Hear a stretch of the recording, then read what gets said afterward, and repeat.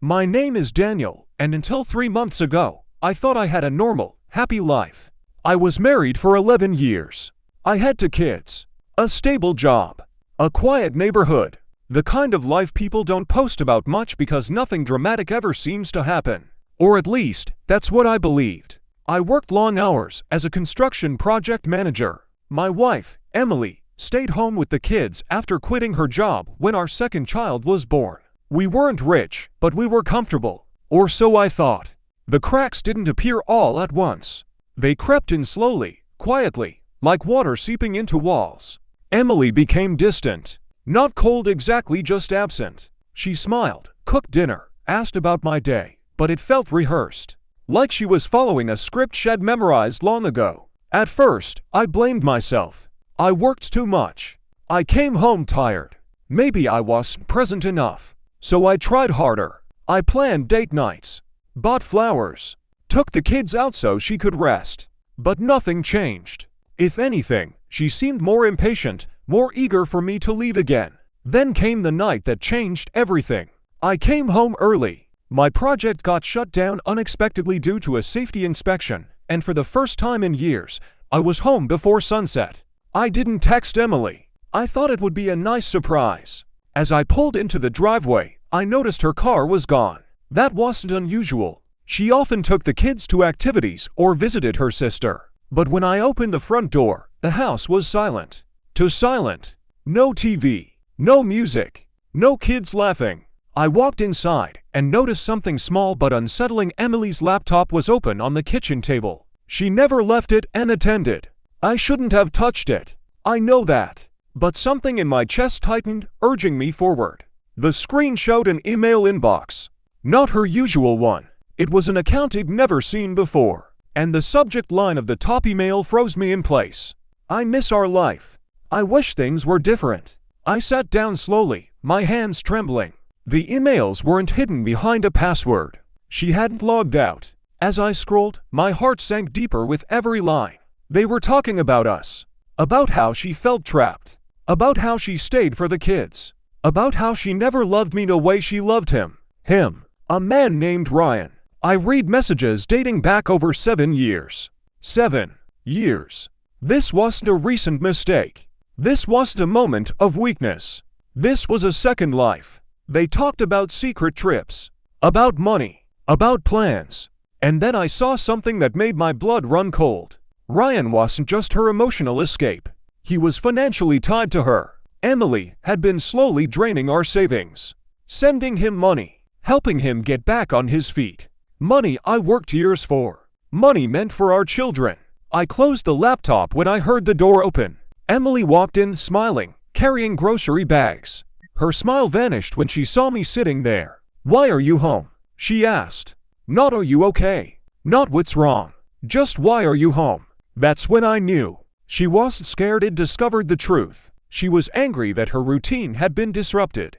I didn't yell. I didn't cry. I simply asked, "How long?" She dropped the bags. And after a long silence, she said, "You wouldn't understand." That sentence destroyed something inside me. She admitted everything. Ryan was her first love. They reconnected online years ago. She said she stayed with me because I was safe. Safe. Reliable. Predictable. She told me she planned to leave once the kids were older. I asked her if she ever loved me. She hesitated. That hesitation hurt more than any answer. That night, I slept in my car. The next morning, I didn't go back home. I stayed with a friend. I hired a lawyer. I gathered evidence. What shocked me most wasn't the betrayal. It was how quickly she turned cold. Within weeks, she painted herself as the victim. She told friends I was emotionally distant. That I cared more about work than family. That I forced her into loneliness. Some people believed her. Others stayed silent. Ryan disappeared the moment legal pressure appeared. No more emails. No more promises. Emily tried to come back. She cried. Apologized. Said she was confused. Said she didn't mean for it to go so far. But something had died inside me. Trust doesn't shatter loudly. It collapses quietly. I moved out permanently. The kids stayed with her most of the time, but every visit with me felt heavier. Like they sensed something was broken but couldn't name it. Months passed. Then came the twist I never expected. Ryan contacted me. He wanted to explain. We met at a coffee shop. He looked smaller than I imagined. Nervous. Avoidant. He told me Emily lied to him too. Said she was already divorced. Said I was abusive. Said she needed money to escape. I didn't believe him. But then he showed me messages. She had manipulated us both. Played to lives against each other. Ryan lost his job, his savings, his reputation. I lost my family. Emily lost nothing. At least, not yet. The divorce finalized quietly. No dramatic courtroom scenes. No justice movie ending. Just signatures, empty rooms, and long nights alone. Now I sit on a bench most evenings after work, watching the sky darken. I think about how easily a life can crumble without noise. How betrayal doesn't always come with shouting or slammed doors. Sometimes, it comes with smiles. If there's one thing I've learned, it's this. If someone tells you they're staying for the kids, they're already gone. And sometimes, the loneliest people are the ones who thought they weren't alone. After the divorce papers were signed, everyone expected things to get easier. They didn't. Silence is louder when you live alone. The apartment I rented was small, but emptier than I imagined. No toys on the floor. No voices arguing over cartoons. No shared dinners. Just me and my thoughts. The kids started visiting every other weekend. At first, they were quiet. Too quiet. My son avoided eye contact. My daughter asked questions that broke my heart. Why don't you live with us anymore? Did mom do something bad? Is it our fault? I lied. I told them adults sometimes grow apart. Because how do you explain betrayal to a child? Emily, meanwhile, seemed fine. Too fine. She posted smiling photos, family outings, quotes about healing and self-love. People praised her strength. No one asked about mine. One night, after the kids went to bed at my place, my daughter whispered something that changed everything. "Daddy, mom says you left us." Those words hit harder than the emails ever did. I realized then that the story wasn't just rewritten. It was weaponized. I confronted Emily. She denied it at first, then minimized it, then blamed me again. "You're overreacting," she said. "They're kids. They won't remember." But they did remember. They always do. Weeks later, my lawyer called. There was a problem. Large withdrawals had been made after separation. Emily had taken out a loan in both our names before filing. I was legally responsible. She had used the money to try and restart her life. With no plan, no job, no Ryan. I felt sick. I wasn't just emotionally betrayed.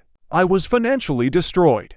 I worked overtime, sold my car, took on debt just to stay afloat. And still, people asked her if she was okay. That's when anger finally replaced shock. Not explosive anger, cold anger, the kind that sharpens your focus.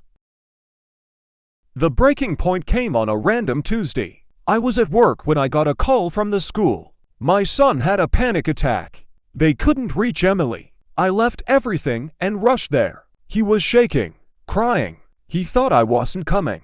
That night, he told me something I wish I'd known sooner. Mom cried a lot at home. Mom yelled on the phone. Mom said everything would be better once Dad stops interfering. I filed for custody reevaluation the next day. It wasn't revenge. It was survival. The process was ugly. Emily fought back hard. She accused me of control, of emotional neglect, of abandonment. But this time, I had evidence. Messages, bank records, witnesses. And slowly the truth surfaced. The judge didn't look impressed. Temporary custody shifted. The kids spent more time with me. Emily's mask finally cracked. She called me one night, screaming, crying, begging. She said she made mistakes. She said she was lonely. She said she never meant to hurt anyone. I listened. And for the first time, I didn't feel responsible for fixing her pain. Because some people don't want healing. They want escape. Life didn't magically improve. I'm still rebuilding. Still tired. Still alone most nights. But my kids laugh again. They sleep peacefully at my place. They trust me. And that's enough. Emily faded into the background. Not as a villain. Just as someone who chose herself over everyone else. Sometimes I still sit on that bench after work, watching the sky, thinking about how love can be real and still not be enough. If you're reading this and something feels wrong in your relationship, don't ignore the silence. Don't explain away the distance. Because the truth doesn't always arrive loudly. Sometimes it waits until you come home early. Just when life started to feel stable again, I received an envelope. No return address. Just my name. Inside was a USB flash drive and a single handwritten note. You deserve to know the whole truth. I stared at it for a long time before plugging it in. What I found made my hands go numb. It was a folder. Dozens of video files, all dated years back. The first video started with a familiar voice. Emily's. She was sitting in our old living room, smiling at the camera. "This is just for me," she said. "In case I forget how I really feel." My stomach dropped. She talked openly. About me. About the kids. About Ryan. She admitted she was never planning to leave quietly. She said she was waiting.